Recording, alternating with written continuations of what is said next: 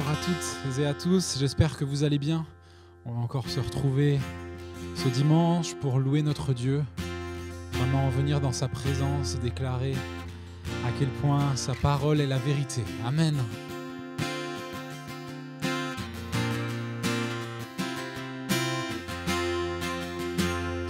Ta parole est la vérité et les lumières sur mon sentier. Je peux avancer en sécurité sur les voies que tu as tracées. Amen, Amen. Ce que ta bouche a dit, ta main l'accomplit. Amen, Amen. Loué soit l'Éternel.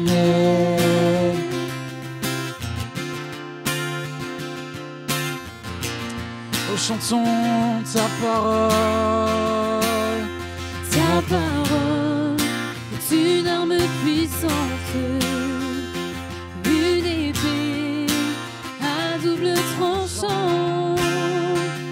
En toi j'ai confiance, Dieu tout-puissant, éternel, Dieu triomphant. Amen, Amen. Ce que ta bouche a dit, ta main l'accomplit. Amen, Amen. Loué soit l'Éternel. Car dès qu'il a parlé, tout a existé. Il a commandé, tout a été fait. Au Père éternel, parle encore aujourd'hui. Ta parole nous donne la vie. Car dès qu'il a parlé, tout a existé.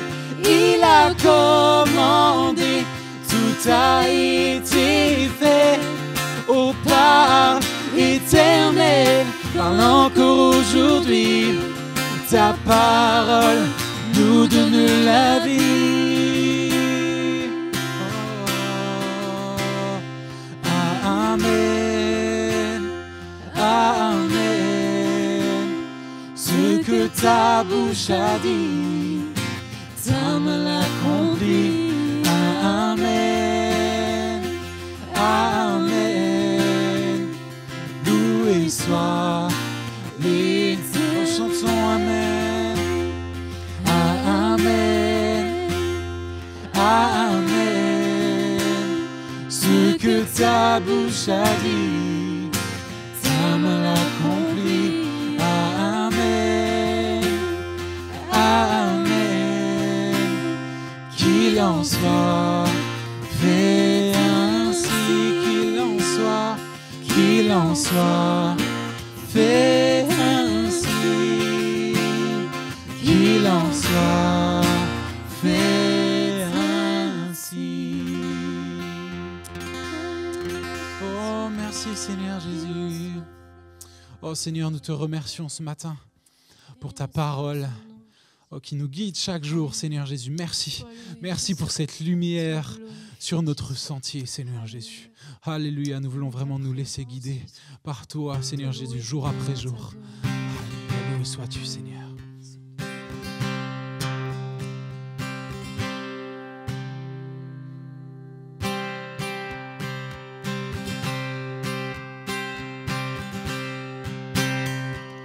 Regarde à ce mystère. Le tombeau est désert. Un homme a défié la mort. Victorieux et fort. Personne ne peut l'égaler. Nul autre pour nous sauver. on a pu l'enterrer. Il est ressuscité, glorieux. Mes yeux ont vu la gloire du Seigneur, glorieux. Il siège et règne au-dessus de la terre. Laisse-le tomber derrière. Dieu a roulé la pierre. Regarde, oh regarde ce matin qui règne sur nos cœurs. Personne ne le surpasse. Sa puissance nous dépasse. Oh l'espoir saisit l'univers. Car il revient sur terre, glorieux. Mes yeux ont vu la gloire du Seigneur, glorieux.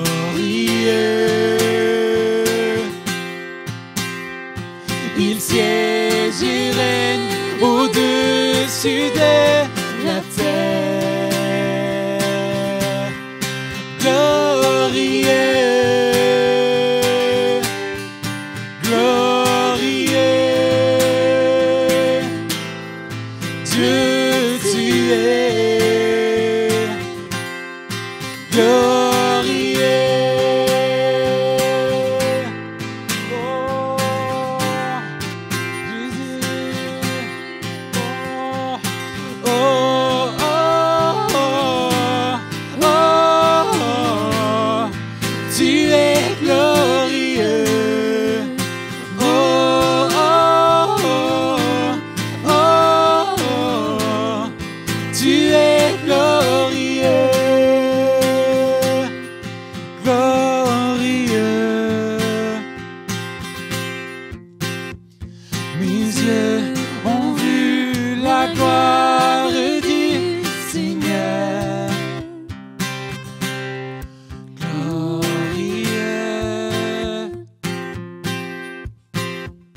Il siège et règne au-dessus de la terre.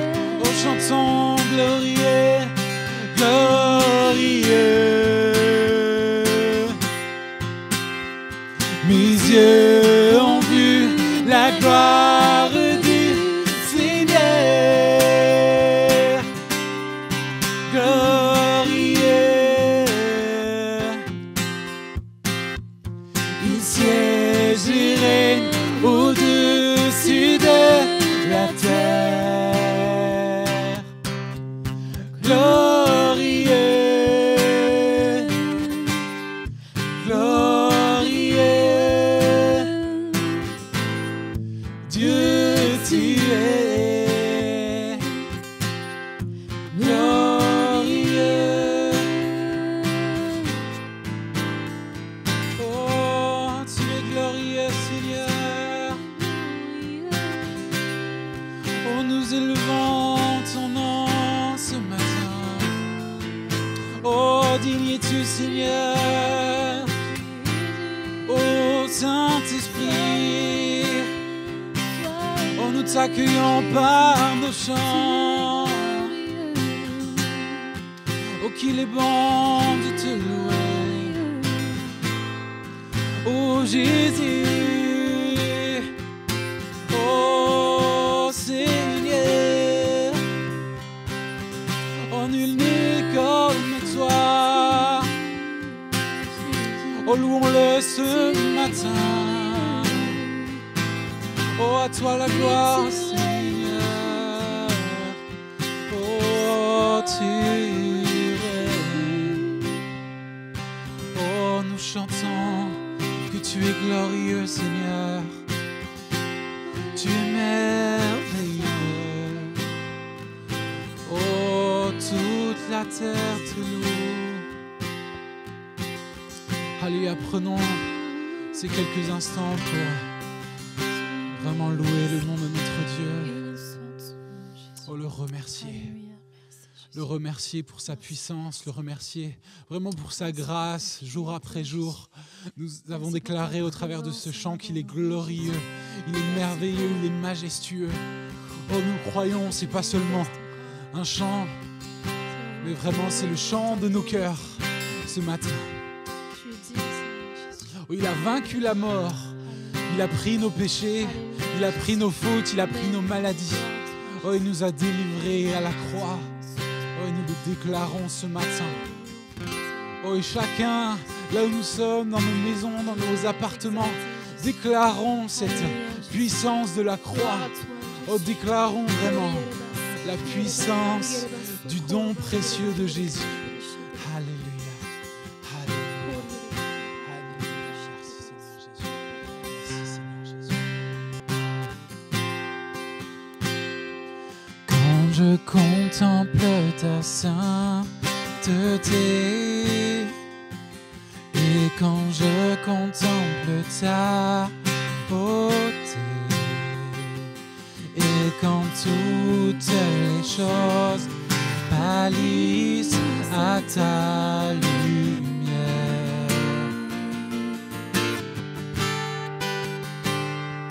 quand j'ai trouvé la joie près de ton cœur, quand je m'enveloppe de ton amour et quand toutes les choses pâlissent à ta lumière. Oh, je t'adore, oui, je t'adore.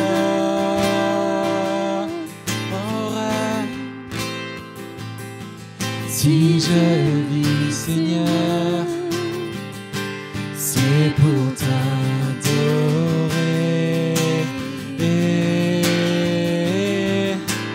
Oh, je t'adore. Oui, je t'adore.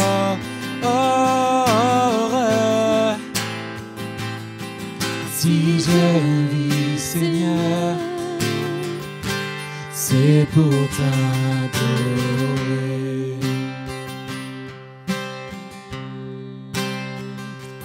Quand je contemple ta sainteté et quand je contemple ta beauté et quand toutes les choses pâlissent à ta lumière. Oh, chantons quand j'ai trouvé la joie près de ton cœur, quand je m'enveloppe de ton amour et quand toutes les choses pâlissent à ta lumière. Oh, je t'adore. Oh, je t'adore. Oui, je t'adore.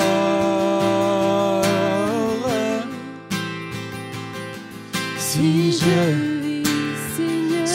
vis, Seigneur, c'est pour t'adorer.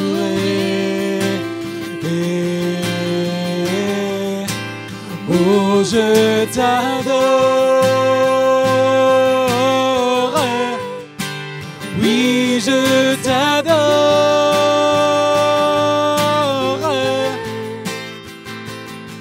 Si je vis, Seigneur, c'est pour t'adorer.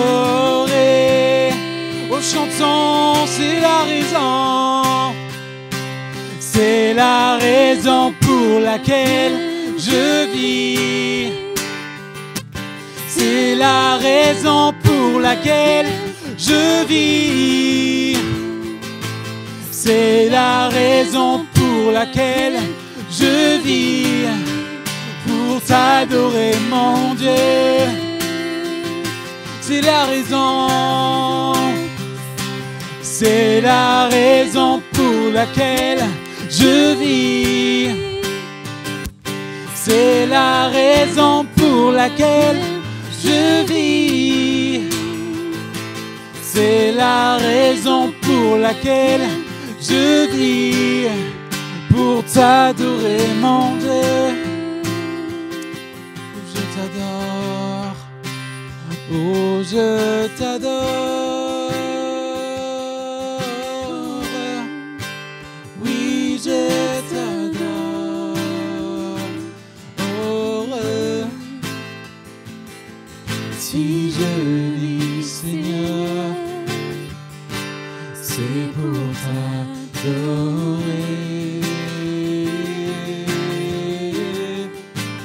Oh, je t'adore. Oui, je t'adore. Oh, si je vis Seigneur, c'est pour t'adorer. Alléluia. Oh, merci Seigneur pour ta présence. Oh, sois loué Jésus. Amen. Bonjour à tous, j'espère que vous allez bien encore ce matin, que vous avez passé une excellente semaine et que vous êtes disposés à écouter encore la parole de Dieu. J'aimerais simplement vous le dire ou vous le rappeler encore une fois. Donc nous reprendrons dimanche prochain, le 28 juin, les cultes donc, au tabernacle. Et nous aurons la joie d'être ensemble et nous allons faire en sorte de vous envoyer toutes les modalités, tous les renseignements nécessaires pour que cette rencontre se passe dans les meilleures conditions. Donc, encore un peu de patience. Après ces 3 mois de séparation, nous nous retrouverons donc dimanche prochain. Soyez bénis pour cela. Dimanche dernier, j'ai amorcé tout doucement, très brièvement, l'idée de ce que doit être la vie d'une assemblée, l'Église. Pas seulement l'Église avec un grand E, mais représentée par l'Église locale. Et j'aimerais peut-être ce matin insister dans ce sens et tâcher de vous convaincre que la vie d'une assemblée, notre vie dans une assemblée, est pas simplement importante, pas simplement essentielle, mais elle est vitale également. La pensée biblique, la pensée de Dieu, c'est, dans la notion de l'Église, c'était que les hommes et les femmes qui ont cru puissent vraiment se retrouver pour beaucoup de choses. Alors on ne va pas tout voir ce matin, mais je vais tâcher de vous donner quelques points qui, je l'espère, va vous convaincre, pour certains vous persuader, et pour d'autres puissent enlever tout doute quant au sujet. Alors, la notion de l'Église, ce qu'on peut appeler le tous ensemble, se trouve au démarrage de l'Église, c'est-à-dire même avant la notion de l'Église. 120 disciples ont répondu à l'invitation de Jésus de se retrouver dans une chambre haute pour un temps de prière et de jeûne en attendant la réponse de la promesse comme quoi ils seraient tous remplis du Saint-Esprit. On trouve cela dans l'Écriture au livre des Actes, au chapitre 2. Tous ensemble, ils étaient en train de prier dans le même lieu. Chapitre 2, verset 1er, le jour de la Pentecôte, ils étaient tous ensemble dans le même lieu. Tout à coup, il vint du ciel un bruit comme celui d'un vent impétueux, etc. Et ils ont été tous remplis du Saint-Esprit, tous ensemble. Seuls ceux qui, à ce moment-là, étaient dans le même lieu ont pu vivre cette expérience simplement extraordinaire. Il y en aura d'autres par la suite, mais à ce moment-là, seuls ceux qui étaient dans la chambre haute ont vécu cette expérience. Un peu plus loin, dans les premières notions de l'Église, au verset 41 du chapitre 2, il est dit « Ceux qui acceptèrent sa parole furent baptisés, et en ce jour-là, le nombre des disciples augmenta d'environ 3000 âmes, 3000 personnes. » Nous voyons ce cheminement. La foi, le fait d'être baptisé, le fait de devenir un disciple. Je ne sais pas où vous en êtes dans votre cheminement. Peut-être que vous êtes dans les premiers pas de la foi. Vous n'êtes pas peut-être encore baptisé. Ou peut-être vous vous êtes fait baptiser, mais vous démarrez votre vie chrétienne. Vous désirez être un disciple, mais vous n'êtes pas encore un disciple. Mais vous qui prétendez être disciple, vous qui pensez être disciple, c'est-à-dire vous qui avez cru, qui maintenant avez été baptisé et que maintenant vous désirez ou vous prétendez être disciple, regardez ce qui est dit pour vous au verset 42. Ils persévéraient. Qui? Ceux qui, au verset 41, ont eu la foi, ont été baptisés et qui maintenant sont devenus des disciples. Ils persévéraient dans l'enseignement des apôtres, dans la communion fraternelle, dans la fraction du pain et les prières. Ça, c'est la vie normale du disciple. Ça veut dire quoi? Ça veut dire que si vous pensez être un disciple, donc probablement et sûrement vous vivez ces choses, c'est-à-dire que vous persévérez dans ces 4 points importants. Ils persévérèrent dans l'enseignement des apôtres, la communion fraternelle, la fraction du pain et dans les prières. La crainte s'emparait de chacun et il se faisait beaucoup de prodiges et de miracles par les apôtres. Tous ceux qui croyaient étaient dans le même lieu, ils avaient tout en commun, ils vendaient leurs propriétés et leurs biens, ils en partageaient le produit entre tous selon les besoins de chacun. Ils étaient chaque jour tous ensemble, assidus au temple, ils rompaient le pain dans les maisons, prenaient leur nourriture avec joie et simplicité de cœur, louant Dieu et trouvant grâce auprès de tout le peuple. Et le Seigneur ajoutait chaque jour à l'Église ceux qui étaient sauvés. Nous retrouvons au verset 46, le tous ensemble. Donc, dès la naissance de l'Église, cette notion de vivre sa foi seule n'existait pas. Dès le départ, nous trouvons cette pensée, cette réalité du tous ensemble. C'est-à-dire qu'un disciple, lorsqu'il marche avec son maître, avec le Seigneur, ne peut qu'éprouver un besoin profond de vivre sa foi avec les autres, de marcher avec Dieu, avec les autres. Et en tout cas, c'est ce que nous lisons et c'est ce que nous croyons de ce qui a été l'Église primitive ou la première Église. Le tous ensemble, c'est la culture spirituelle et biblique de la marche du disciple. Nous ne pouvons pas penser autrement, si ce n'est de succomber à la séduction ou à la tentation de croire que nous pouvons vivre sa foi d'une manière isolée. Les raisons, on ne va pas les évoquer ce matin.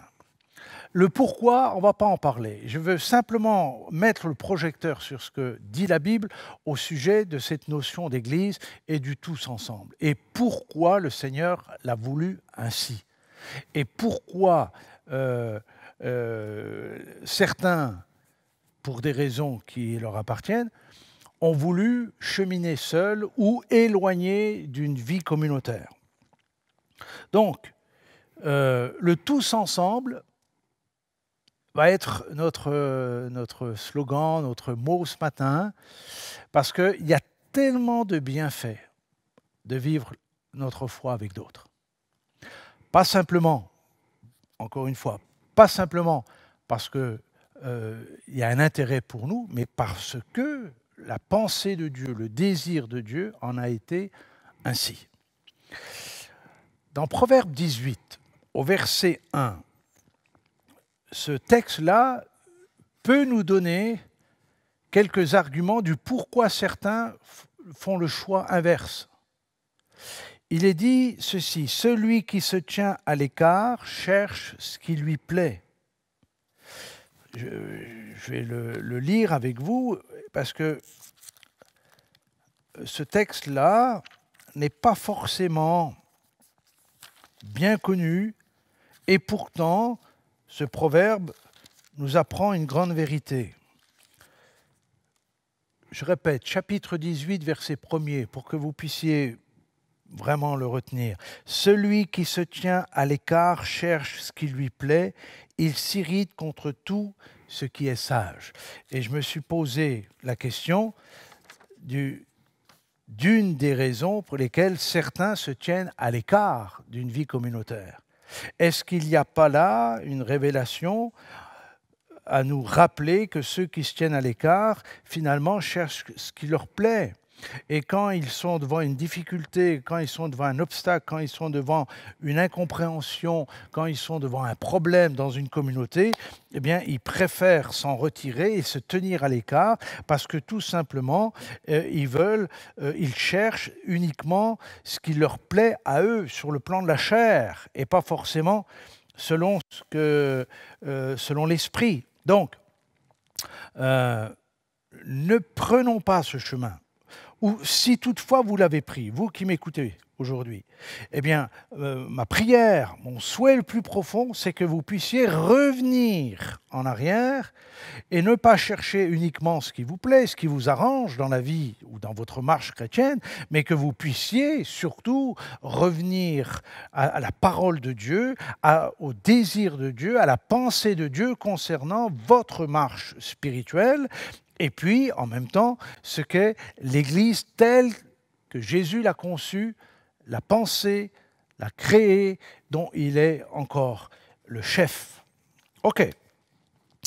Regardez ce qui est dit un peu plus loin dans le livre des Actes toujours, parce qu'il ne s'agit pas simplement du chapitre 2, mais nous voyons aussi au chapitre 4, à partir du verset 31, il nous est dit ceci encore: « Quand ils eurent prié, le lieu où ils étaient assemblés trembla, ils furent tous remplis du Saint-Esprit et ils annonçaient la parole de Dieu avec assurance. La multitude de ceux qui avaient cru n'était qu'un cœur et qu'une âme. » Donc il y a une valeur ajoutée lorsque nous faisons partie d'une communauté.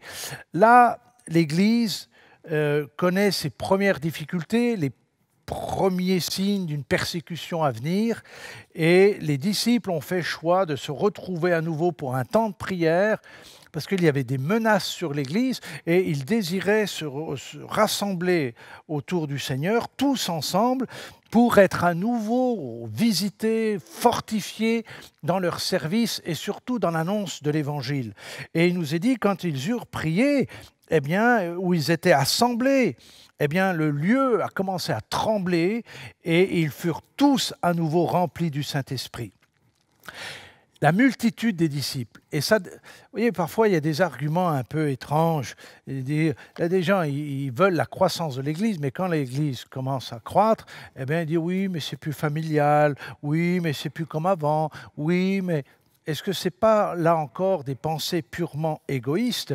Et est-ce qu'on n'aurait pas à se réjouir de voir une multitude se donner à Dieu? Et même si cette multitude change nos habitudes ou change notre manière de nous rassembler, eh bien, qu'importe, ce qui est important, c'est que les gens soient sauvés par l'annonce de l'Évangile. Et là, la multitude de ceux qui avaient cru, la multitude n'a pas empêché qu'ils n'étaient qu'un seul cœur et une seule âme. Donc, pour vous montrer le lien qu'ils avaient les uns avec les autres, les uns envers les autres. Et c'est cela qui plaît à Dieu, c'est quand le Seigneur voit au sein d'une communauté le lien qui unit les personnes. Il n'était qu'un cœur et qu'une âme, malgré la multitude. Le nombre n'enlève en rien le fait que nous pouvons être unis de cœur et qu'une âme. Un peu plus loin encore, Permettez-moi d'aller encore un peu plus loin, chapitre 6, au niveau des actes, acte 6. Et ce que nous voyons au verset 2, les 12 convoquèrent la multitude des disciples. Ils dirent, il n'est pas convenable que nous laissions la parole de Dieu pour servir aux tables. C'est pourquoi, frères, choisissez parmi vous cet homme de qui on rende un bon témoignage, qu'il soit plein d'Esprit Saint et de sagesse, et que nous chargions à cet emploi. Et nous continuerons, nous, à nous appliquer à la prière, au ministère de la parole. Donc, le nombre des disciples augmentant. Il y a eu une difficulté dans cette communauté naissante, et il nous est dit qu'ils convoquèrent, les apôtres convoquèrent la multitude des disciples. Il y a fréquemment des convocations dans nos assemblées, convocation à la prière, convocation à des prises de décision. Nous voyons que là, les disciples étaient habitués à se laisser convoquer par les ministères, par les apôtres, pour des décisions à prendre au niveau de l'orientation de la communauté, au niveau de la vision de la communauté, au niveau des responsabilités à prendre pour la vie de la communauté. Donc, tout cela pour encore nous dire et nous rappeler que cette Église naissante avait l'habitude de vivre sa foi ensemble, dans les bons comme dans les jours les plus difficiles. Puisque, acte 6, cette convocation est suite à des murmures dans la communauté, suite à un besoin dans la communauté. Des veuves étaient délaissées. Donc, la vie de la communauté, ce n'est pas simplement pour se faire du bien, ce n'est pas simplement pour recevoir, ce n'est pas simplement pour être bien dans une atmosphère bonne, etc. Ce n'est pas que ça, c'est ça, mais ce n'est pas que ça. La vie de la communauté, c'est aussi avancer et franchir les différentes étapes de la croissance d'une Église et de la vie d'une assemblée. Donc, c'est important de bien comprendre cela. Nous revoyons encore un peu plus loin. Chapitre 11, verset 25. Le chapitre 8 du livre des Actes nous montre la grande persécution de Jérusalem et tous les disciples, tous sans exception, excepté les apôtres, ont dû fuir Jérusalem. C'est-à-dire des centaines, des milliers de disciples ont dû fuir à cause de la persécution. Et certains sont allés en Judée, d'autres en Samarie et d'autres encore bien plus loin, et jusqu'à Antioche, c'est-à-dire à des centaines de kilomètres au nord de Jérusalem, dans l'actuelle Turquie. Donc ils arrivent là, et qu'est-ce qu'ils font? Qu'est-ce qu'ils éprouvent? Et ils éprouvent le besoin de se rassembler. Tout simplement parce que, en tant que disciple, il ne peut en être autrement. Quand nous vivons notre marche et notre foi en Christ, le premier souhait, le plus profond intérieurement, c'est de pouvoir communiquer avec ceux qui vivent la même foi. C'est de vivre avec ceux qui vivent la même foi. Et à Antioche, ils se sont retrouvés entre eux et ils ont commencé à s'organiser, à se rassembler, à prier, à annoncer la bonne nouvelle. Et de là est née une nouvelle communauté. Au point que les apôtres de Jérusalem ont dû envoyer Barnabas pour se rendre compte sur place de ce qui se passait. Et effectivement, lorsque Barnabas est arrivé à Antioche, lorsqu'il fut arrivé, il eut vu la grâce de Dieu et il s'en réjouit. Et il exhorta tous les disciples à rester d'un cœur ferme, attaché au Seigneur. On trouve ça dans Acte 11, à partir du verset 19. Nous voyons cela, vous relirez ces textes. Mais c'est merveilleux de voir que les disciples se sont réunis et quand Barnabas, verset 25, après avoir été chercher Saul à Tarse, et l'ayant amené à Antioche, pendant toute une année, c'est ce qui est dit verset 25, pendant toute une année, ils se réunirent aux assemblées de l'Église et ils enseignèrent beaucoup de personnes. Beaucoup de personnes. Donc, cette notion, je dirais, de rassemblement, cette notion de communauté, cette notion d'assemblée, d'église locale, eh bien, nous la retrouvons dans tout le Nouveau Testament, dans tout le livre des Actes, mais aussi dans tout le Nouveau Testament. Alors, pourquoi, quels pourraient être ce matin les arguments, mis à part le fait que ce soit qu'il y ait un ancrage biblique, que ce soit dans la pensée du Seigneur, que ce soit le désir de Dieu, que nous puissions vivre notre foi les uns avec les autres, les uns à côté des autres. Mis à part ça, qu'est-ce que les apôtres peuvent nous donner de plus pour nous persuader que le meilleur pour une marche chrétienne, c'est de la vivre avec d'autres? Regardons ensemble dans 1 Corinthiens 11. Et nous allons voir Paul de quelle manière il va étayer cela, surtout lorsqu'il parle du repas du Seigneur. Chapitre 11 d'1 Corinthiens, et je lirai à partir du verset 17. En donnant cet avertissement, ce que je ne loue point, c'est que vous vous assemblez, non pour devenir meilleur, mais pour devenir pire. Et d'abord, j'apprends que lorsque vous vous réunissez en assemblée, il y a parmi vous des divisions. Et je le crois en partie car il faut qu'il y ait aussi des sectes parmi vous, afin que ceux qui sont approuvés soient reconnus comme tels au milieu de vous. Donc, lorsque vous vous réunissez, ce n'est pas pour manger le repas du Seigneur, car on se met à table, chacun commence à prendre son propre repas, l'un a faim tandis que l'autre est ivre.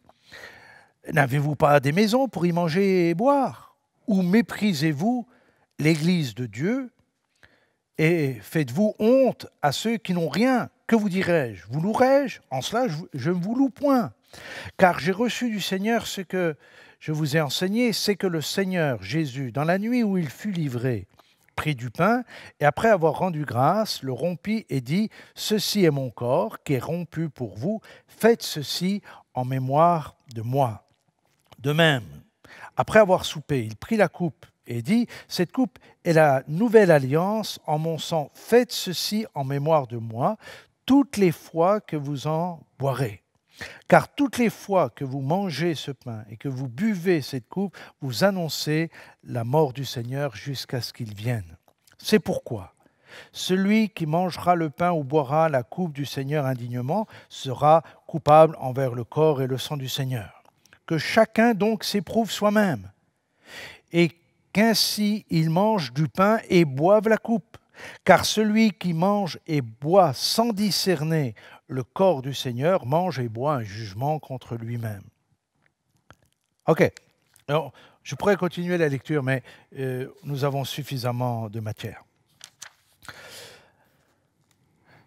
La réunion en assemblée entre frères et sœurs nous permet plusieurs choses. J'ai noté au moins 5 points. Je vais vous les donner très brièvement. Tout d'abord, Paul ne conteste pas le fait de se réunir. Au contraire, il appuie que le fait de se réunir, et en particulier pour le repas du Seigneur, est une bonne chose. Une bonne chose parce que simplement en tant que disciple, la scène a une place importante. C'est ce que nous avons vu dans Acte 2. Mais plus que cela, cela nous permet de manifester notre foi dans la mort et la résurrection jusqu'à ce que le Seigneur vienne. Donc, ça manifeste également la foi que nous avons dans le retour du Seigneur. Donc, la prise de la scène est importante. Et la prise de la scène se fait forcément quand nous sommes en communion les uns avec les autres. C'est la coupe de la communion, n'oublions pas. OK. Donc, premièrement, ce qu'il dit, c'est que, au verset 17, c'est qu'il dit « Vous vous assemblez non pour devenir meilleur, mais pour devenir pire. » Le moyen du rassemblement, l'occasion du rassemblement, la raison d'être du rassemblement, c'est de nous aider les uns les autres afin de devenir meilleurs, pas pire, comme ont fait les Corinthiens à un moment donné. Mais pour devenir meilleur, c'est-à-dire que pour ma croissance spirituelle, pour mon développement spirituel, pour mon avancement spirituel, Dieu a fait l'Église, Dieu a choisi l'Église pour que je devienne meilleur. Meilleur vis-à-vis de lui, meilleur vis-à-vis des autres et meilleur aussi vis-à-vis de moi. Donc, les rassemblements d'Église nous permettent de nous perfectionner et nous permettent de croître spirituellement pour devenir meilleurs. Voilà la raison, une des bonnes raisons pour lesquelles il faut se rassembler en Église.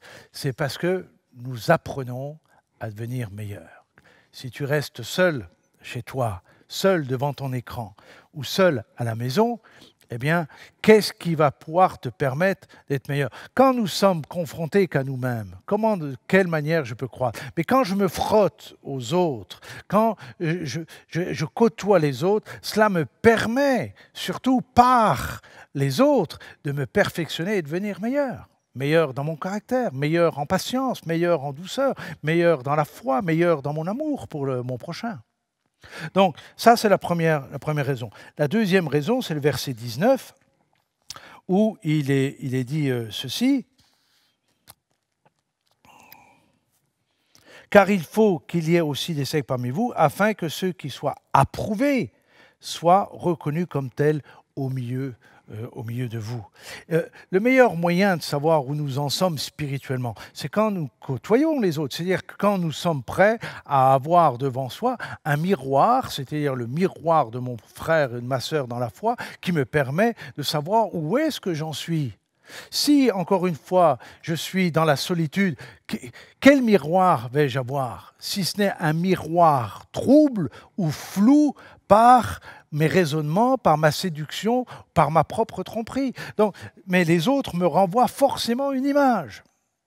Et c'est cette image-là que je peux éprouver également devant le Seigneur. Ensuite, troisième point, c'est de savoir si nous venons avec des vraies motivations ou si, dans le cas de Corinthiens, je ne dis pas que c'est votre cas ce matin, je dis simplement que nous prenons un cas qui a existé dans l'Église de Corinthe et on s'en sert pour notre propre instruction. Mais il est bon de savoir avec quelle motivation ou quel regard nous avons de l'Église. Ou est-ce que nous sommes, comme certains dans l'Église de Corinthe, au point de mépriser l'Église de Dieu ? Donc, c'est important de se poser la question ce matin. Dans quel état d'esprit je suis? J'ai croisé trop de personnes, je crois, des gens qui, pour des raisons, avaient été déçus, ou on les avait contrariés, ou ils avaient été blessés, ont commencé à mépriser l'Église de Dieu au point de se mettre sur un piédestal eux-mêmes et se mettre dans un état de supériorité par rapport aux autres, pensant que tous les autres sont mauvais, il n'y a qu'eux qui avaient raison. Je vous le dis, c'est une séduction. OK, troisième point. Quatrième point, on l'a vu, cela nous permet de prendre la scène ensemble. Et ça c'est important. C'est ce qu'on appelle la communion, la coupe de la communion, là où nous pouvons réellement nous aimer les uns les autres comme le Seigneur le demande. Et enfin, le verset 28, nous dit que chacun donc s'éprouve soi-même et qu'ainsi il mange du pain et prenne la coupe, boive du vin. Donc c'est aussi le moyen, l'occasion de nous éprouver les uns les autres. Encore une fois, dans ma solitude, je ne peux pas faire ce travail. C'est simplement quand je côtoie les autres. Et heureusement que Dieu a créé l'Assemblée, a créé l'Église, par laquelle nous pouvons et nous devons nous éprouver les uns les autres. OK, je vais encore un peu plus loin avant d'aller vers ma conclusion. 1 Jean chapitre 4, il nous est dit ceci. 1 Jean 4.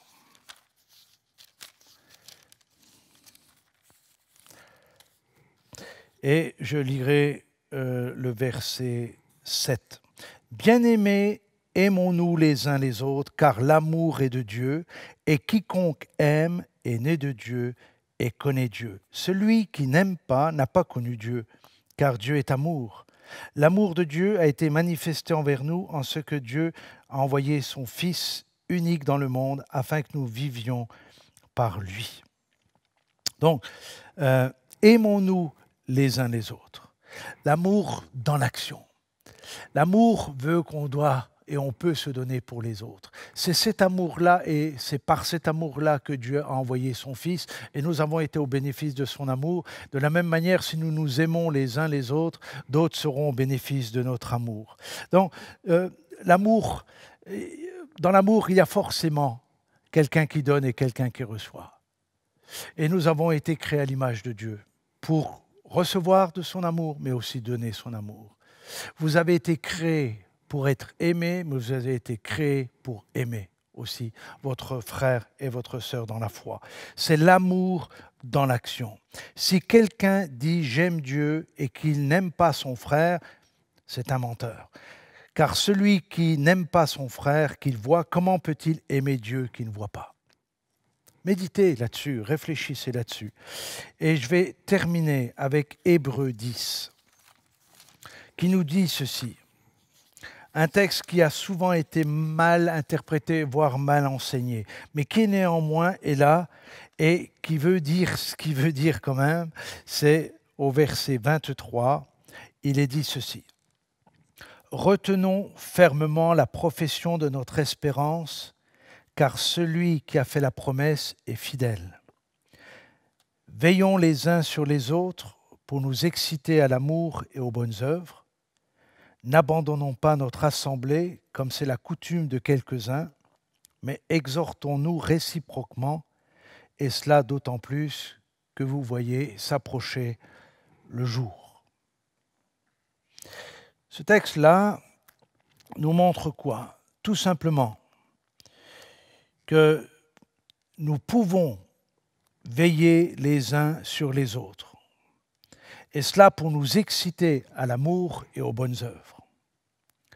Mais il est dit également, n'abandonnons pas notre assemblée, comme c'est la coutume de quelques-uns, mais exhortons-nous réciproquement. C'est-à-dire que nous sommes toujours dans le pluriel. Nous sommes toujours forcément dans le tous ensemble. Veillons les uns sur les autres et exhortons-nous les uns les autres. Quand il est parlé de l'assemblée, de quoi s'agit-il? Dans le texte original, nous pourrions traduire assemblée par synagogue. Ça veut dire, ça nous renvoie à la communauté. On n'est pas dans l'Église avec un grand E, on est rattaché à une communauté. Et l'exhortation de l'auteur aux Hébreux, c'est « n'abandonnons pas notre assemblée » parce que si nous le faisons, nous allons nous priver de tout ce que Dieu a dit et nous a donné dans tout ce que nous avons déjà vu précédemment. Mais au contraire, il est dit « n'abandonnons pas l'assemblée » parce que c'est déjà à l'époque la coutume de quelques-uns. Mais au contraire, exhortons-nous réciproquement, et cela d'autant plus que vous voyez s'approcher le jour. Donc, frères et sœurs, j'aimerais simplement vous encourager dans cette dynamique.